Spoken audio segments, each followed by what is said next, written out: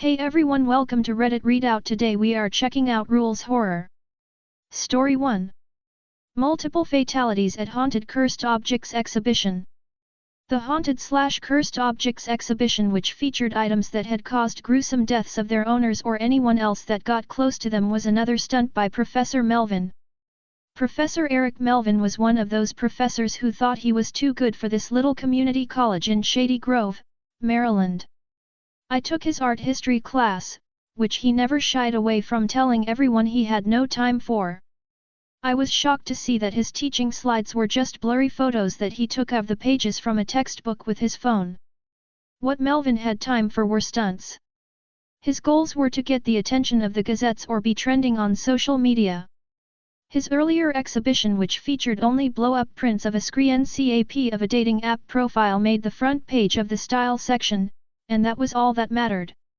Unlike his other stunts, the Haunted/Cursed Object Exhibition involved me. I worked as a student assistant at the college's art department.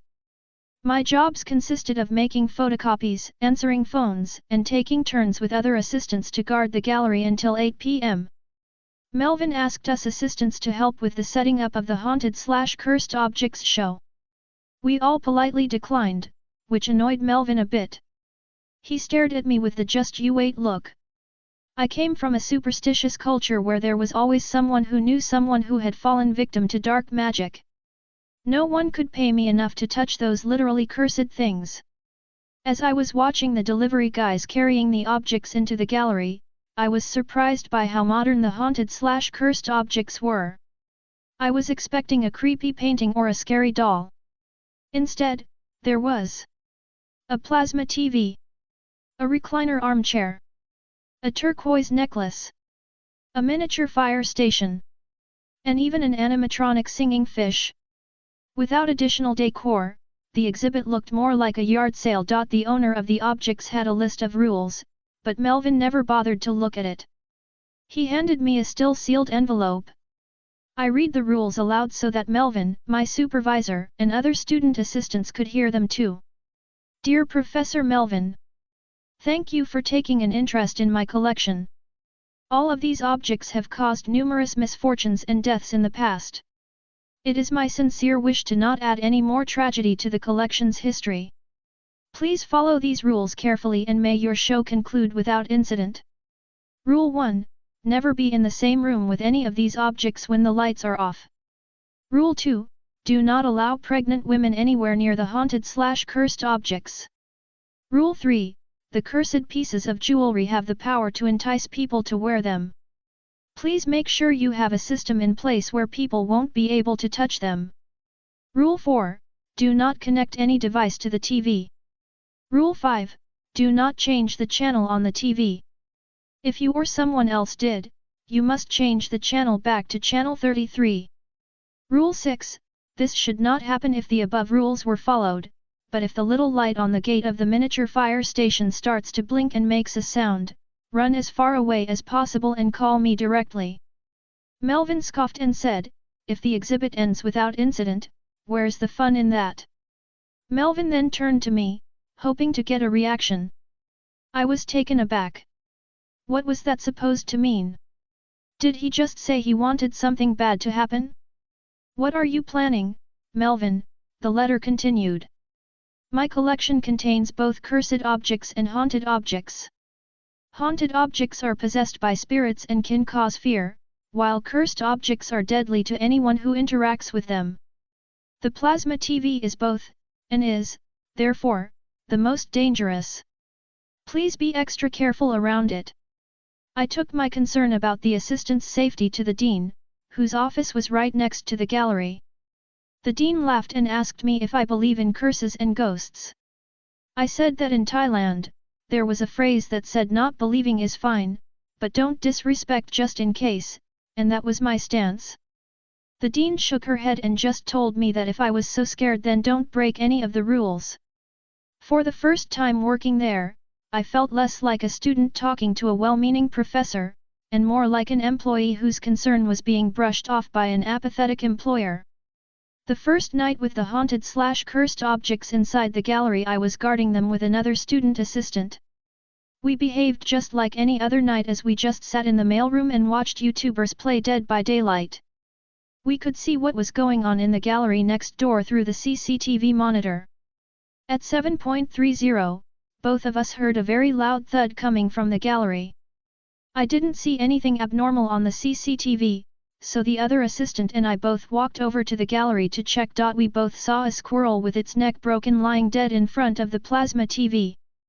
I didn't know how it got inside. That was enough for me to creep me out and want to call it a night, even if it was a bit early. Something I hadn't thought about until then was that I had to turn off the lights, but the switches were at the far end of the gallery. I would have to walk out of the gallery in the dark, breaking rule number 1.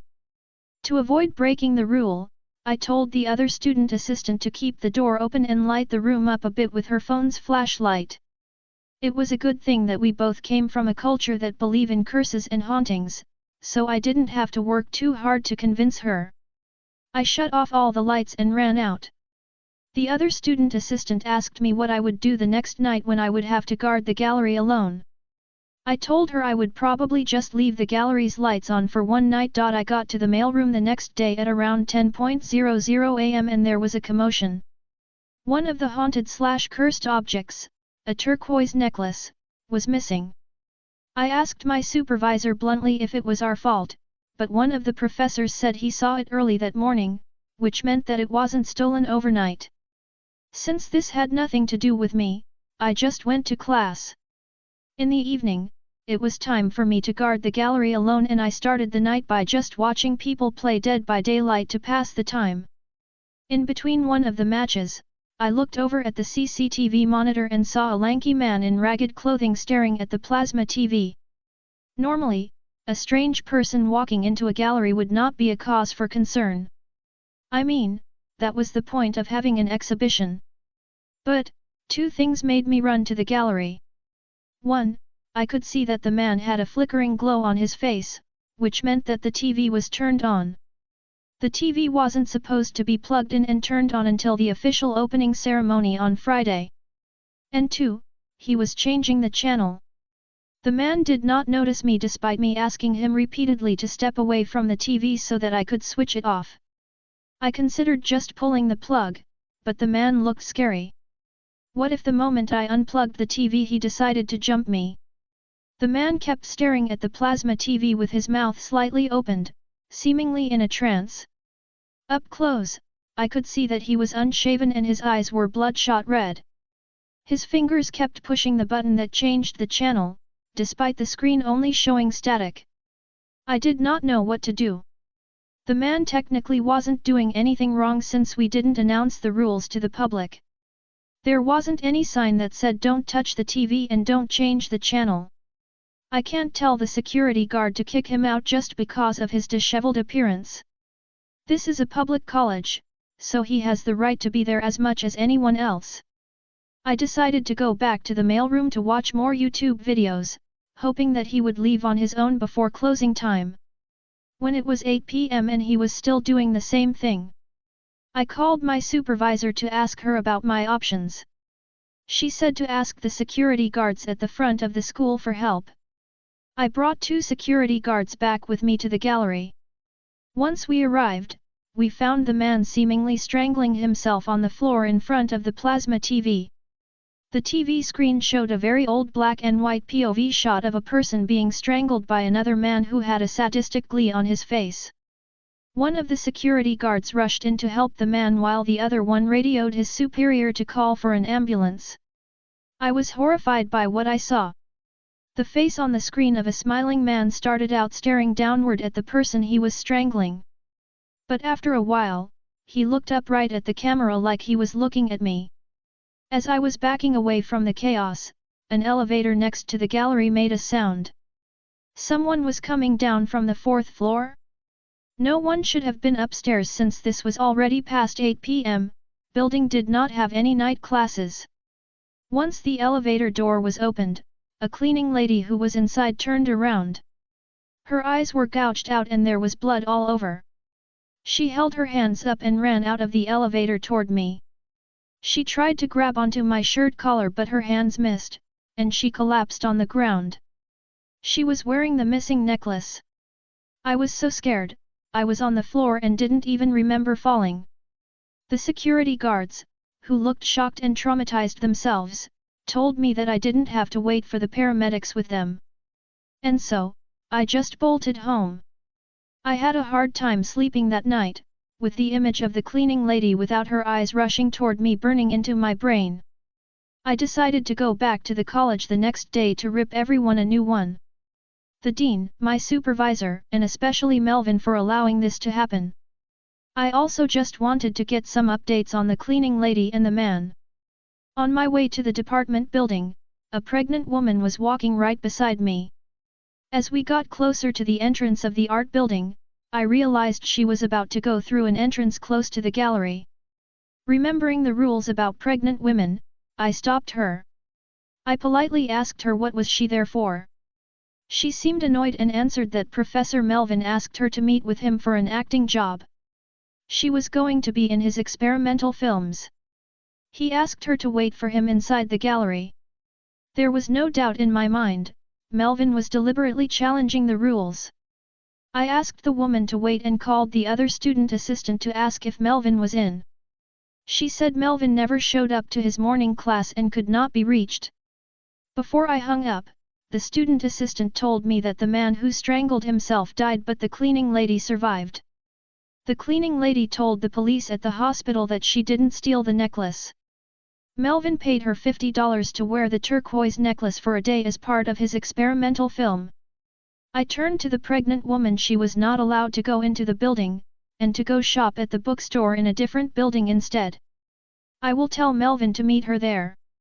She seemed angry, and in hindsight, I probably used the wrong words and should have tried a bit harder to convince her. But, I was about to storm the office and didn't have time to tell her about the haunted/cursed objects and the exhibition's rules. I saw that my supervisor was also at the dean's office. Before I could yell at both of them, the dean sheepishly turned her computer monitor for me to see. It showed Melvin installing something behind the TV and also plugging the TV in. The dean said that it was something that would allow Melvin to turn the TV on or off remotely. I was livid. Did Melvin plan this? I reminded everyone about the rules, then angrily told the dean about the pregnant woman I had just met and how Melvin was trying to break another rule by using her. Both the dean and my supervisor were speechless. I wanted to find Melvin right now, seriously considering slapping him. But nobody knew where Melvin was. People had been trying to contact him since last night. Then, Melvin's wife called the dean. Professor Melvin was found dead on the stairs last night. He fell and broke his neck. She said his body was contorted in an unnatural way, with his legs twisted and wrapped around the stairs railings. He died with his eyes wide open, filled with fear, glaring intensely at the front door. The dean and my supervisor were both stunned. They turned to me, trying to see if I was going to join them in being shocked. No, I was still angry, and partly at them, for allowing this to happen. The dean then avoided any more eye contact with me. I think that by that point she was a believer. Suddenly the pregnant woman from earlier appeared behind me. She had her hands on her hip and her face was full of defiance. She quickly turned to sneer at me before approaching the dean. She said that I told her that she was not allowed to enter the building, confident that this would get me in trouble. She went on a rant about how she paid taxes and that she had the right to be in any place that was public. She then asked where is Professor Melvin and that she was ready for the job he promised. The dean, my supervisor, and I just looked at her, stunned. Her confidence started to slowly fade from the woman's face as she was wondering what was going on. Suddenly, a little beeping sound broke the silence. It was coming from the gallery. The little lights on the front of the miniature fire station started to blink. That's all for today. Please don't forget to like and subscribe.